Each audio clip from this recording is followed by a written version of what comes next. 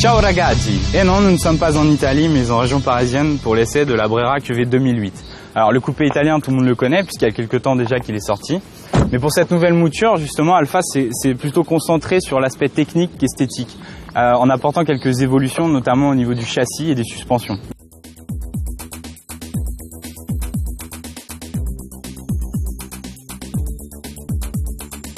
Alors, comme on n'a pas vraiment eu l'occasion d'essayer le Brera sur Caradisiac, on va essayer de découvrir un petit peu l'intérieur. Bon, même s'il n'y a pas vraiment eu d'évolution ou de retouche, on va essayer de se concentrer justement sur les places arrière. Ce qui nous a vraiment choqué, c'est l'espace disponible.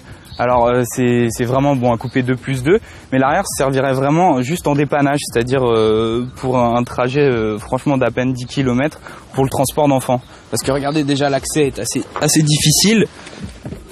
Et l'espace aux jambes est vraiment réduit à la portion congrue. Alors à l'inverse, les places dédiées au conducteur et à son passager sont vraiment généreuses, enfin justement et surtout dédiées au pilotage avec des superbes sièges baquets qui offrent vraiment un très bon maintien latéral. Donc l'accès est d'autant plus facile et on dispose vraiment d'une bonne visibilité. Alors moi, ce qui m'a agréablement surpris, c'est vraiment l'ergonomie du volant où on peut reposer les pouces. On a vraiment des petites saignées pour poser les mains. Enfin, c'est très ergonomique, très agréable. On a vraiment le volant très bien en main. On apprécie aussi les quelques notes d'alu et puis le dessin général qui est quand même assez haut de gamme.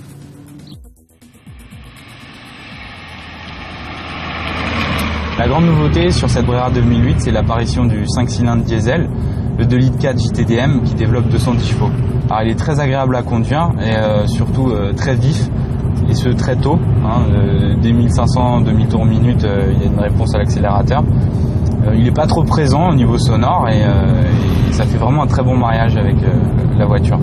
Alors il est accolé avec une boîte auto 6 rapports, une Q-tronic, qui nous a agréablement surpris du fait de ces changements ultra rapides. Il n'y a pas beaucoup d'à-coups. Enfin, c'est vraiment une boîte très sympa. Donc ça change du Célespeed qui gratifiait vraiment d'à-coups. Enfin, c'était pas pareil puisque c'était une boîte robotisée. En tout cas, c'est un très bon mariage sur ce véhicule. Alors en termes de comportement, on notera que la Brera, c'est pas du tout une voiture de sport, c'est plus une voiture dédiée à la balade. Alors la première cause justement, c'est les suspensions, même si elles ont été améliorées, on note quand même quelques petites trépidations, donc surtout sur les revêtements bosselés, ça peut se montrer assez désagréable à la longue. Voilà. Et puis deuxième reproche, c'est aussi au niveau de la motricité. Puisque le 2,4 litres diesel est proposé en 2 roues motrices, on note vraiment que le train avant a du mal à encaisser le couple important. Donc ça se traduit vraiment qu'avec une petite perte, donc ça peut être surprenant. Alors pour synthétiser, la Brera 2008 a vu ses défauts corrigés, mais malheureusement pas améliorés. C'est-à-dire qu'au niveau de la suspension, on a quand même une nette amélioration, mais on ressent quand même quelques trépidations.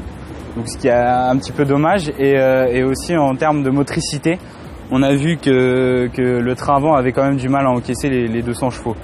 Donc finalement, pour synthétiser, la Brera, c'est pas vraiment une sportive née, mais ça reste vraiment une voiture très agréable pour la balade. Et à noter, on notera aussi justement l'avantage client proposé par Alfa Romeo qui se situe aux alentours de 1000 €, ce qui n'est pas négligeable.